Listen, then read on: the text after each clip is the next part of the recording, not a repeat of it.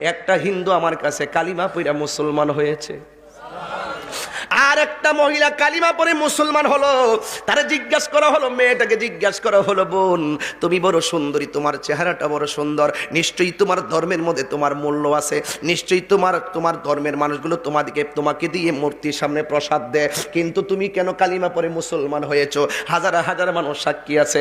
এই মেয়েটা ডাক দিয়া কয়, আমার বাবা মারা গেছে, আমার বাবার চিতাশালায় পোড়ানোর জন্য নিয়ে গেছে, কাঠের মধ্যে আমার বাবার লাকড়ির মধ্যে শোয়াইয়া আমার বাবারে শুবাইছে, এর উপরে আবার লাকড়ি দিয়া নিচ দিয়া আগুন ধরাই দিছে। একটু পরে দেখলাম বাবার শরীরের মধ্যে আগুন লেগে গেছে, এই পাটা হঠাৎ করে ঠ্যাঙ্গা বাইরা উপরে উঠে গেছে, আমার বাবার বডিটার মধ্যে লাঠি দিয়া বাইরাইতে শুরু করছে, কিন্তু দেখলাম বাবার গায়ের মধ্যে জীবনে কেউ আঘাত করে নাই, আমার চোখের সামনে বাবার পায়ের মধ্যে আঘাত করেছে। ঠিক ঘটনাক্রমে কিছুদিন পরে আমার মা মারা গেছে। আমার মা অনেক পর্দাশীলা ছিল, হিন্দু হলো, আমার মা অনেক পর্দা করত, কিন্তু আমার মার পিঠ কেউ দেখে নাই, আমার মার পেট কেউ দেখে নাই, পা কেউ দেখে নাই। আমার মা এত পর্দা করত। আমার আম্মা মারা গেল, আমার আম্মারে চিতাশালার মধ্যে নিয়ে গেছে, হিন্দুদের বিধি অনুযায়ী তারে পোড়াবে, লাশটাকে কাঁধে করে নিয়ে গেল, আবার লাকড়ির মধ্যে শোয়াইয়া তার উপর দিক দিয়ে লাকড়ি দিয়ে নিচ দিয়ে আগুন ধরাই দিল। আগুনটা ধরাই দিদিরই চোখের পলকে মার জামাটা পুইরা গেছে, যে এই মার বডি কেউ দেখে নাই, এই বডিটা মানুষের সামনে ওপেন হয়ে গেছে। আমি একটা মেয়ে হিসাবে বড় লজ্জা পাইছি। কিছুক্ষণ পরে আমার মা লাশটা পুড়তে পুড়তে পাটা উপর উঠে গেছে, লাঠি দিয়া বাইরাইয়া হাত পা গুলো একবারে গোড়া বানাইছে। এই যখন আমি দেখলাম আমার বাবার করুণ চিত্র, আমি যখন দেখলাম আমার মার এমন ভাবে পুরাইলো, তখন মুসলমানদের শেষ বিদায়ের কথা আমার মনে হয়ে গেছে। মুসলমানরা মারা গেলে কত সুন্দর করে চতুর্দিকে চারটা কাপড় টানাই, আবার কত সুন্দর গরম জল করে না, একেবারে বেশি গরমও দেয় না, আবার বেশি ঠান্ডাও দেয় না, কুসুম গরম জল দেয় যেন গায়ের মধ্যে আরাম লাগে। সবাই কয় গরম হইলে কত গরম দিস না, আবার ঠান্ডা হইলে এত ঠান্ডা দিস না, কুসুম গরম জলটা দেয় যেন আরাম লাগে। কুসকু সাবানটা দে, অন্য সাবান দিলে কই ফেনা বেশি উঠবে, গায়ের মধ্যে ফেনা ফোনা লাগিয়ে দেখবে, কুসকু সাবানটা দিয়ে ভালো পরিষ্কার হয়, কিন্তু তার গায়ের ময়লাটা কাটে। এত মায়া কইরা তার লাশটাকে দাফন করে। বন্ধু রে, ও বন্ধু, একটা কথা মনে রাখবেন, হিন্দু মেয়েটার উত্তর দেখেন কত সুন্দর। আমরা তো রেডিমেড ইসলাম পাইলাম, কদর করতাম জানি না, আমরা তো রেডিমেড মুসলমানের ঘরে মুসলমান হইলাম, আমরা ভাবতে জানি না। আজকের ঈদগার মাহফিল থেকে ভাবতে হবে তুমি শ্রেষ্ঠ জাতি, কথা বলেন ঠিক কি না বলেন? এই জন্য যুবক, এই মেয়েটা ডাক দিয়া বলে, ওই মুসলমানরা মারা গেলে কত সুন্দর করে তারা লাশটারে গোসল দেয়, আতর লোবান দেয়, চোখের মধ্যে সুরমা দেয়।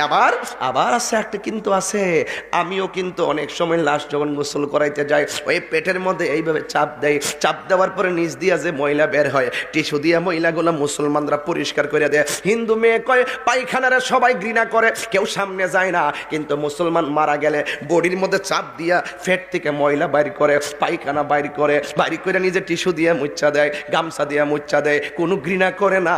এরা কত মায়া করে, মায়া কইরা তারে নতুন জামাটা পরাইয়া মসজিদ থেকে একটা খাট আনে, খাটের মধ্যে শোয়ায়, কান্দের মধ্যে লাশটারে লয়। কান্দের মধ্যে ব্যাপারে আমার নবী বলেছেন, কোনো মানুষ যদি কোনো মানুষের মৃতের কান্দের মধ্যে মৃতের খাটটা লয়, আমরা তো লইতাম পারি না, বাজার আমরা ডাকে, আমরা তো লইতাম পারি না, বন্ধু আমরা ডাকে, আরে লাশটা নেওয়ার জন্য চেষ্টা করবেন।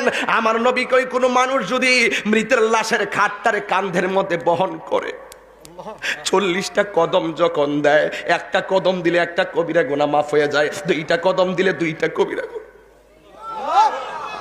3টা কদম দিলে 3টা কবিরা গুনাহ মাফ হয়ে যায়। আমার নবী বলেন 40টা কদম দিলে বড় বড় 40টা গুনাহ মাফ হয়ে যায়। একটা মানুষের জীবনটা তালাশ করে দেখেন, জীবনে 40টা কবিরা গুনাহ খুঁজা পাইবেন না। যতই বলেন একটা মিথ্যা করলে মিথ্যাই কবিরা, জিনা করলে জিনাটাই কবিরা, কিন্তু কবিরা গুনাহ 40টা খুঁজে বের করা বড় কঠিন। আমার নবী, আপনার নবী বলেন, যদি মৃতের খাটটারে কান্দের মধ্যে লইয়া আস্তে আস্তে যা 40টা কদম দেয়, আমার আল্লাহ রাব্বুল আলামিন তার 40টা কবিরা গুনাহ মাফ কইরা দেয়। যদি দ্বিতীয় দিন আপনি আরেকজনের লাশটা কান্দে নেন তাইলে আপনি একই ফ্যাসিলিটি পাবেন। এক সপ্তাহ পরে কান্দে নিলে আপনি একটা আবার একই ফ্যাসিলিটি পাবেন। এক বছর পরে কান্দে নিলে আপনি একই ফ্যাসিলিটি পাবেন। এক যুবকের দল হিন্দু মেয়েটা বলে, আমি দেখি মৃতের লাশ কান্দের মধ্যে নিয়া মৃতের লাশের কোনা দিয়ে আঙ্গুলটা লাগায় রাখে, কাফরের মধ্যে আঙ্গুলটা লাগায় রাখে, মাঝখান দিয়ে আঙ্গুলটা লাগায় রাখে।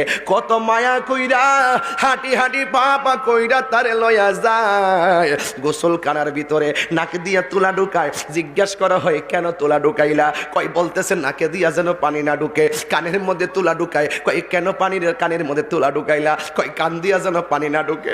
আর আমার ধর্মে আমার বাপের গায়ে জীবনে কেউ আঘাত করে নাই।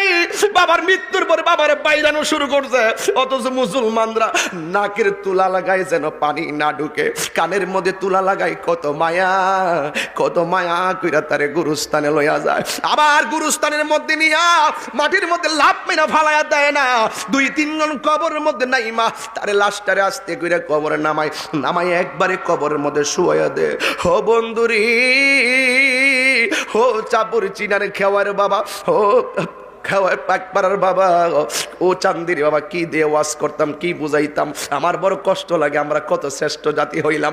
হিন্দু মেয়েটা উত্তর দেয়, আবার মাটি দিয়া চাপ দেয় না, উপর দিক দিয়ে বাঁশ দেয়, বাঁশের ফাঁক দিয়া যেন মাটি না ঢুকে। দেখেন কি সিরিয়াল টু সিরিয়াল আমাকে বলুন। বাঁশের ফাঁক দিয়া যেন আবার মাটি না ঢুকে, উপর দিক দিয়ে একটা চাটি দিয়ে আবার কেউ যেন ঢিল মাইরা মাটি না ফালায়, আস্তে আস্তে কইরা মাটিগুলা কবরে ফালায়। জোরে ফালাইলে মানুষের দমক দেয়, জোরে ফালাইস না।